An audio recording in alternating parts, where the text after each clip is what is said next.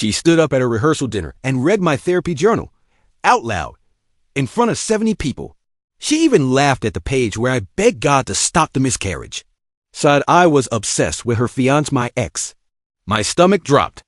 People clapped. I didn't cry. Not that night. But the next day, she'd be the one bleeding. My name's Harper Lynn Kessler. I'm 28, and if you'd asked me 6 months ago who I trusted most in the world, I would have said my cousin Blair. With zero hesitation. Now, I wouldn't piss on her if she was on fire. We grew up like sisters. Small town Tennessee, raised across the street from each other. Shared everything: bikes, brass, secrets, sleepovers. She called me Harpy. I called her B. We were inseparable until she stole my fiancé. Then laughed about it. Milo and I were together 3 years. We had a miscarriage last Christmas. I thought we were healing. He thought it was a sign. 2 months later, I found out he was sleeping with Blair. Not talking to. Sleeping with. Apparently grief is just aphrodisiac material now. How? Did I find out? Not from either of them. I found out through a tagged photo on Instagram. They were at a music festival. She was sitting on his shoulders, flipping off the camera. The caption? My ride or die. I screamed so hard I popped. A blood vessel in my eye. I called. He blocked me. She didn't even have the guts to pick up. Just sent a text. I didn't plan this, Harpy. But I can't apologize for falling in love. Oh, but she could. She could. I spiraled for weeks. Couldn't eat. Couldn't sleep. Cried into my pillow until it turned moldy with snot and shame. I lost 10 pounds and 10% of my faith in humanity. My mom kept saying, "You'll heal, sweetheart." So I started therapy. Got on meds. Took walks. Journaled. I wrote down everything: the rage, the grief, the guilt. And eventually, it helped. Until that invitation showed up. A blush pink velvet box with cursive gold letters. Inside, Blair Elwood and Milo Anders joyfully request. Your presence? Joyfully. I choked. I gagged. I nearly set it on fire. Then I saw the note, handwritten. Harpy, please come. It would mean the world to me to have you there. As a symbol of peace and forgiveness. Love always be. Symbol. Of forgiveness? Babe, you tongue-punched my ex while I was in therapy for a dead baby. You don't get peace. You get plague? I tossed the box in a drawer and forgot about it. For 1 whole hour. Then my mom called. Are you going? What do you think? Well, Blair says she's trying to make amends. By marrying my trauma. Don't be bitter, Harper. Ah, yes. The word every betrayed woman loves to hear. Bitter. Not wounded. Not violated. Just ... bitter. Like a lemon wedge in someone else's cocktail. I stared at that invite for 2 more days. Then RSVP'd, YE's +1, if they wanted the show. I'd give them a damn Broadway finale, but I wasn't going alone. Oh no, I needed a date. A scene-stealing, jaw-dropping, ex-regretting date. So I called my coworker Jessa and said, I need a fake boyfriend with movie star energy and criminally low standards. Got anyone? She did. Theo Durant. 6'3", tall, dark, devastating. An actual biotech consultant with a voice like velvet and forearms carved from Greek tragedy. She introduced us at a Nashville bar. I told him my situation. Every bloody, cringy detail. He didn't flinch. Grinned. Sounds fun, he said. Weddings make great theater. We met for coffee, then drinks, then a midnight taco run. He made me laugh until I couldn't breathe and cry without feeling weak. And 3 days before the wedding, he offered to pay for the hotel room himself. I didn't know if I wanted to kiss him or marry him out of spite. The weekend came fast. Blair had rented out an actual horse ranch in North Carolina. Welcome cocktails Friday, rehearsal dinner Saturday, ceremony Sunday. The invite claimed it would be intimate. That meant 70 guests, 4 open bars, and live peacocks wandering. The gardens because of course Theo picked me up wearing a tailored suit and a smirk. I wore a deep green silk dress with a slit up the chin and earrings that could stab someone. I felt dangerous. We walked into the rehearsal dinner like movie. Villains. Heads turned. Blair's jaw dropped. Milo choked on his wine. Blair recovered fast. Oh my God, Harper, you look gorgeous. She chirped, hugging me like we weren't about to emotionally knife fight. And who is this? This is Theo. I said sweetly, my partner, in every way that matters. Theo winked. Milo blinked. Blair's smile cracked. Then came the speeches. Blair stood up, tapped her glass, and said she wanted to share something special. She pulled out a leather notebook. My stomach dropped. No doubt it was my journal. My therapy journal. She opened it with a theatrical sigh. This has helped me understand Harper's journey, she said. I think it'll inspire you all. She read it out loud. Not a quote, not a sentence. 3 full pages, including the part where I said I didn't know how to breathe after the miscarriage. The part where I said I hated waking up. The part where I said I still love Milo, even though he destroyed me. She read it with a smile, like it was slam poetry. People nodded, some dabbed tears. Milo looked uncomfortable, like he wanted to evaporate. Then Blair added, she's grown so much. She's even dating again. And look at her now, thriving. I wanted to die. Theo grabbed my hand under the table. Don't cry, he whispered. Not yet. I'm not, I said. But she will, because tomorrow's the wedding, and she doesn't know it yet. But I brought my own vows. I didn't sleep that night. I just kept hearing her voice. She's grown so much. As if I was some charity case, she pulled off the side of the road and put in a dress. Theo sat beside me in the hotel room, quiet but close. He didn't push. Didn't give me some cheesy "you've got this" pep talk. He just waited until I finally spoke. She read my therapy journal like a monologue. Theo looked at me, calm, controlled. And tomorrow? You get the mic, I blinked. You think I should say something? He nodded. Not if you want revenge, but if you want closure. Hell yes. I didn't answer. I just laid back on the bed and stared at the ceiling fan spinning above me like the carousel of my past. Around and around, never stopping. I kept thinking, how did she even get my journal? I had hidden it in my locked closet, buried in a shoebox under coats I never wore. Had my mother gone snooping? Had Blair stolen it during Thanksgiving? Or had Milo? That one hit like ice water. Because if it was Milo, he'd read it. All of it. Every vulnerable page. Every memory of us. And then let Blair read it out loud. I wanted to scream. Instead, I planned. I didn't want to ruin the wedding. I wanted to end it surgically. So I dug deep, through old emails, text messages, looked for dirt, found it, dozens of screenshots, chat logs. A certain Vegas bachelorette trip Blair took back in March where she drunkenly messaged her ex, sent photos, and begged for a final night before the wedding. Milo didn't know. Yet. Sunday morning came with birds chirping like idiots. Outside my window, the sun was too bright, the air too smug. It was wedding weather, perfect. Mocking. Natalie, my oldest friend, an absolute legend, showed up unannounced at 9 a.m. with espresso, setting spray, and murder in her eyes. Read your journal? She screeched, almost knocking over a lamp. 3 pages. Natalie sat on the bed, stunned. Then, okay, we're gonna kill her. Emotionally, legally, fashionably. I smiled for the first time in 12 hours. By 1 p.m., I looked lethal. Crimson dress, smoky eyes, hair like a shampoo commercial about vengeance. Theo wore a charcoal suit, a blood-red tie, and the calm confidence of a man who knows the bride is about to cry. We arrived at Willowvale Ranch to a sea of pastel gowns, expensive cameras, and fake laughter. A string quartet played something classical. I wanted to replace them with a rock band and scream. Guests stared, whispered. One girl actually gasped when she saw me. Is that Harper? She's here? Didn't Blair say she was unstable? Perfect. I spotted Milo by the bar, laughing too loudly with his groomsmen. His eyes flicked to me and froze. He looked like someone had yanked a skeleton out. I smiled, raised a champagne glass, watched him swallow hard. Then I saw her blaire. White lace. Expensive hair, a train longer than her attention span. She was glowing, fake glowing. She saw me. Her face tightened. The smile cracked for just a second. Then she waved. I waved back. Middle finger nearly twitched. The ceremony started 30 minutes late. Of course, I sat in the 3rd row, next to Theo, right where Blair could see me every time. She blinked. Milo stood at the altar, fidgeting. The music swelled. Blair appeared at the top of the aisle, arm hooked through her father's. Cameras flashed. Guests rose. I didn't. She walked toward Milo, eyes locked on mine. She expected tears. I gave her a smile. The ceremony was short.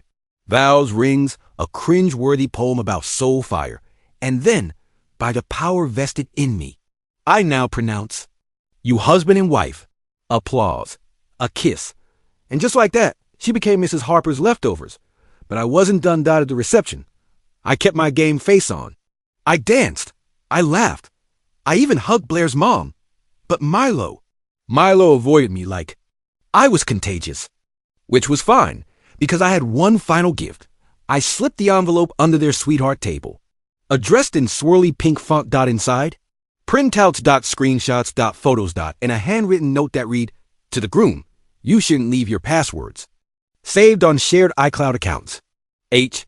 I didn't stay to see them open it, but I did stay long enough to watch Blair start sweating halfway through the first dance. Her smile faltered. She looked over at me, eyes wide, and I just raised my glass. Because revenge isn't always loud dots sometimes. It's printed in 8-point font on satin paper. I thought I'd feel relief after slipping that envelope under their sweetheart table. I expected closure, satisfaction, maybe even peace. What I got instead was adrenaline. Pure, burning adrenaline. I couldn't sit still. Couldn't breathe. Normally, my heart was sprinting a marathon, and I hadn't moved. Theo leaned over. Are you okay? No, I whispered. I'm better than okay. I'm alive, because this wasn't just revenge. This was resurrection. I'd been the ghost. At her party. The shadow she painted as pathetic, broken, pitied. But now I was the author of chaos. And Blair didn't even know what page she was on. The reception rolled on string lights glowing. Waiters swirling past with flutes of overpriced bubbles. Some uncle yelling, play wagon wheel, at the DJ. It was surreal. A fever dream dressed. In blush tones and fake forgiveness. Milo looked like he'd seen a corpse. He kept glancing at the envelope, now clutched in his hand. His posture had changed. Jaw locked, shoulders rigid. One hand running through his hair every 30 seconds. Blair noticed. I could see her whispering to him between dances, tight-lipped, smiling too hard. But he wasn't smiling back. And I knew why. Because the screenshots I gave him, they weren't just texts. They were live messages. Blair hadn't just cheated on Milo back in March. She kept talking to her ex all the way through the engagement, including 2 weeks ago. She told the guy she had cold feet, said she still missed the way things used to feel. She'd sent a video, a very specific kind of video. Milo now had proof. And Blair? She was about to have consequences. Around dessert, Theo nudged me. Bathroom break, he whispered. Want to come conspire in private? I followed him through the crowd, the buzz of voices rising like a hive around us. We stepped outside, into the cool dark silence of the back patio. What's happening in there? Theo asked. Internal collapse, I said. He's seen everything. She doesn't know I gave it to him yet, but she knows something's wrong. Theo leaned against the stone wall, eyes on mine. You gonna tell her? I don't have to, I said. He will. But what I didn't expect was how fast it would explode. Because when we returned, it was already happening. The DJ had cut the music. The bride was crying, and the groom was gone. People were murmuring, clutching drinks, glancing toward the back exit. Then Blair's voice cut through the noise. Does anyone know where Milo is? She shouted, mascara running in dark rivers down her cheeks. He's not answering his phone. Oh, honey, I took a sip of champagne. He's probably reading. Her head snapped toward me. What did you do? She hissed, storming across the floor in her towering heels. Harper, I swear to God. You swear to who? I said, stepping forward. You broke every vow you hadn't even made yet. She froze. You gave him something, not gave. Returned? I corrected. It was your trash. I just took it out. Her face contorted panic, rage, confusion. She reached for my arm. Theo stepped between us. You don't want to do that, he said coolly. Blair backed off. Barely. Why are you doing this? She whispered. Why come here just to destroy me? My laugh was involuntary, sharp, cold. You destroyed yourself. I just turned the lights on so people could see. She opened her mouth, closed it, shook her head like she could shake off reality. I'm the bride, she said, almost to herself. This is my day. No, I said. It was. Now it's just a cautionary tale. She turned and fled. Theo, and I slipped out quietly before the full aftershock hit. I didn't need to see the meltdown. I felt it. Behind us, the wedding unraveled in slow motion. Guests whispered. Phones lit up. The bride disappeared into the bridal suite and didn't come out. The groom's car was already gone. We drove off into the Tennessee night, the stars above us wide and mocking. I rolled down the window and stuck my hand into the wind, letting it carry the last 6 months away. Theo glanced over. Do you regret it? No, I said. But I didn't expect it to feel like this. Like what? Like I just burned down a house I used to live in. He nodded. Thoughtful. Sometimes ashes are the cleanest place to start. I looked at him, that jawline, those stormy eyes. And underneath it all, a man who didn't need fixing or saving. Just sharing. What now? I asked quietly. You tell me, he said. This was your war. What's your peace look like? I didn't know yet, but I wanted to find out. I didn't sleep after the wedding. I lay in the hotel bed, staring at the ceiling, heart pounding like a war drum. Not from guilt. Not exactly. From aftershock. From the silence that follows an explosion so loud your ears keep ringing long after. The sound's gone. Blair's wedding didn't end with dancing. It ended with her sobbing in a locked bathroom. Guests whispering in corners. Milo gone. He'd slipped out the back 30 minutes after opening that envelope. Drove off alone in his tux. Checked into a roadside motel 11 miles from the venue. How do I know? Because Blair texted me. At 2:07 a.m. You're disgusting. I don't know what you showed him, but I hope you raw for it. I loved him. I stared at the messages. One by one. Then I replied.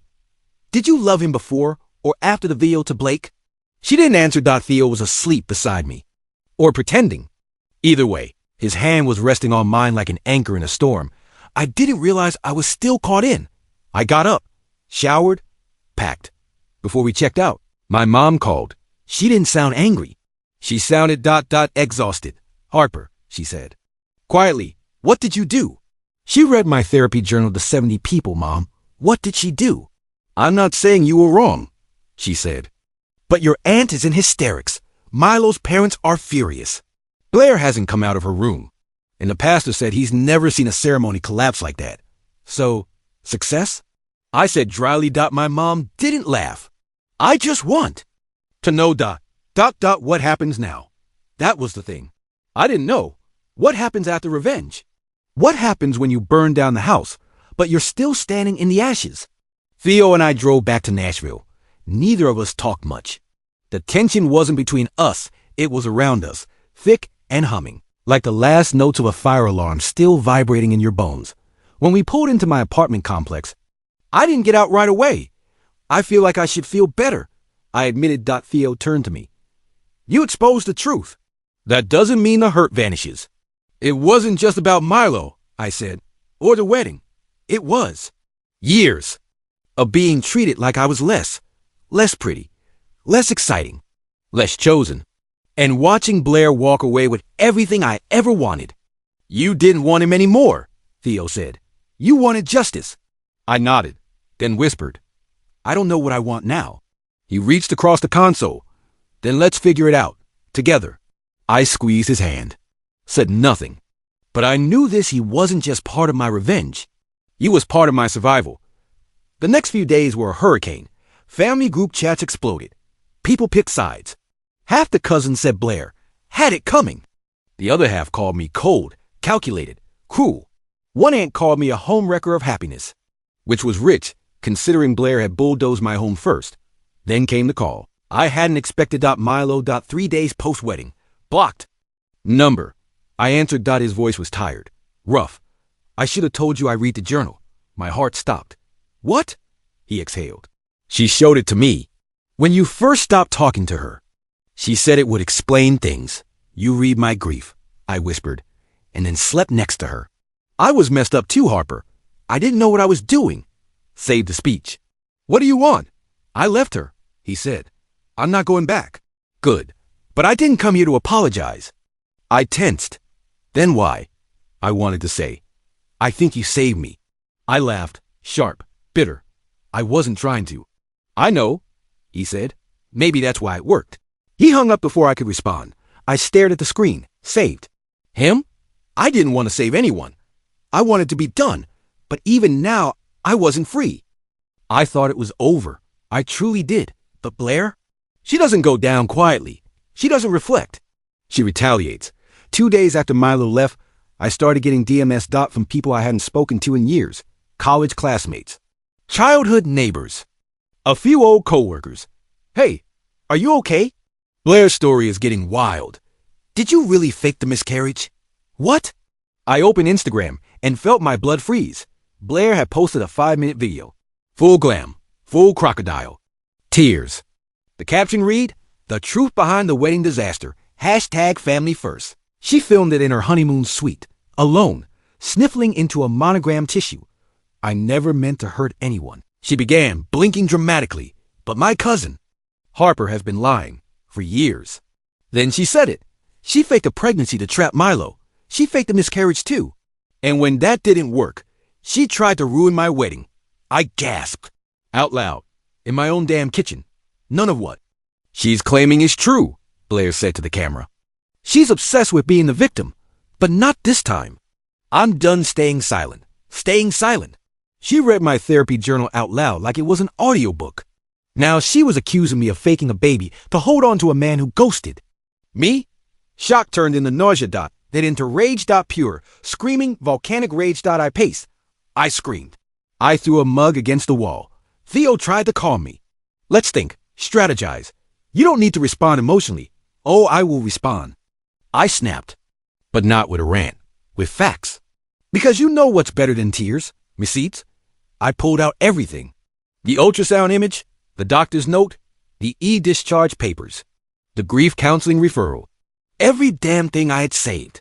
Buried in a drawer like emotional shrapnel I'd never meant to hold again. Then I opened my own camera and hit record. My name is Harper Kessler. I never wanted to make this public, but I've been accused of faking a pregnancy and a miscarriage. I kept my voice steady. I showed the proof. Every date. Every name. Every hospital stamp. Then I held up the note Milo had written me in the hospital. You don't have to speak. Just know I'm not going anywhere. And I smiled, bitter, hollow. He left 2 months later. For my cousin, she read my therapy journal at her rehearsal dinner. Then told the internet I lied about losing a child. I paused, then looked directly into the lens. Blair, if you wanted attention, you got it. But now, you're going to get consequences. I ended the video. No hashtags. No filter. Just truth. And I posted it. Within 3 hours. It had 87,000 views. By the next morning, it was over 500,000. People were outraged. She weaponized her cousin's grief. This Blair girl is pure evil. This is beyond betrayal. It's sociopathic. Influencers picked it up. TikTok stitched it. Therapists did reaction videos. Blair's name was trending for all the wrong reasons. She tried. Turning off comments? Didn't work. She posted a final statement. On her story, I'm stepping away from social media for my mental health. Please respect my privacy. Privacy? Now she wanted privacy? After she dragged my trauma across a wedding venue like confetti? My phone buzzed nonstop. Support poured in from strangers. Old friends. Even Milo's mom, who messaged me directly. I'm so sorry. I believed her lies. I see the truth now. If you ever need anything, I'm here. And then, Blair called me. I stared at the screen. Declined. She called again. Then texted. Please pick up. I messed up. I didn't think it would explode like this. They're dropping my sponsorships. People are calling me a monster. You win. Is that what you wanted? What I wanted? No. What I wanted was never this. I didn't want war. I wanted respect. I wanted my pain to matter. But instead of apologizing, she tried to erase it. So yeah, maybe I did win. But it didn't feel like a victory. It felt like justice. On fire. Blair didn't speak to me for 3 weeks. Not after the video. Not after her sponsors dropped her. Not after she lost 18,000 followers in 1 weekend. Not after she had to turn her Instagram private for mental health. And definitely not after Milo served annulment papers. Yeah, he handled it. Turns out, when you marry someone and find out on the wedding night, they've been texting their ex with, I still think about your hands. It kind of kills the honeymoon. So no. Blair didn't call? Not once. But her mother did. My Aunt Jenna showed up at my door. No warning. Just knocked. Stood there in pearls and panic, holding a Tupperware full of banana bread like that would fix anything. Opened the door. Stared. Heard you set the internet on fire, she said, forcing a smile. Congratulations. What? Do you want? To talk. To explain. To apologize. For what? For not stopping her. For letting her twist things. For letting you get hurt. I didn't move. I didn't blink. She's not okay, Aunt Jenna added. She's lost everything. Her job. Her brand deals. Milo. Her dignity. She stole mine first, I said quietly. She sighed. I know. And she regrets it now. Regret isn't the same as remorse. Silence. She wants to talk to you, Jenna said. Face to face. No cameras. Just you and her. I should have slammed the door, but curiosity is a hell of a drug dot, so I agreed. We met at a quiet cafe on the east side of town. She wore sunglasses and a hoodie like someone in hiding. She looked smaller, pale, like the attention she'd once craved had poisoned her from the inside out. She didn't say anything for the first minute. Then, I thought destroying you would make me feel better. I stared. Excuse me? She took off her glasses. Her eyes were red. Not freshly cried, chronically cried. You always had everything. People loved you without you trying. I tried so hard, Harper, my whole life, and it was never enough. So you took Milo? I said, and made him your proof? She nodded. But he loved you, even when he was with me. I saw it every time he said your name. Then why lie? Why make up that I faked a miscarriage? Because I hated you, she said simply. Because if I couldn't be better, I had to make you worse. The honesty punched me in the chest. Blair had always been a mirror. Shiny, cracked, always reflecting what she wanted to see. Now she was just broken glass. I don't forgive you, I said. I don't expect. You too. I don't pity you. Good, she whispered. That would be worse. We sat in silence. 2 women, 1 fire. Nothing left to burn. Then I stood. Goodbye, Blair. She flinched. That's it? What did you think I'd say? I don't know, she admitted. That we'd fix it. That we'd go back. Back to what? I laughed, bitter. You were never my sister, just my shadow. And I walked away. No tears. No hug. No maybe one day. Just finality. Later that night, I sat on Theo's couch, legs tangled with his, a bowl of popcorn between us, watching a documentary about volcanoes. Fitting. I should feel emptier, I said. But I feel free, Theo smiled. Because you didn't just survive her. You outgrew her. He paused. Looked at me. Double quotes. And now you get to live a life she can't copy. I leaned into him.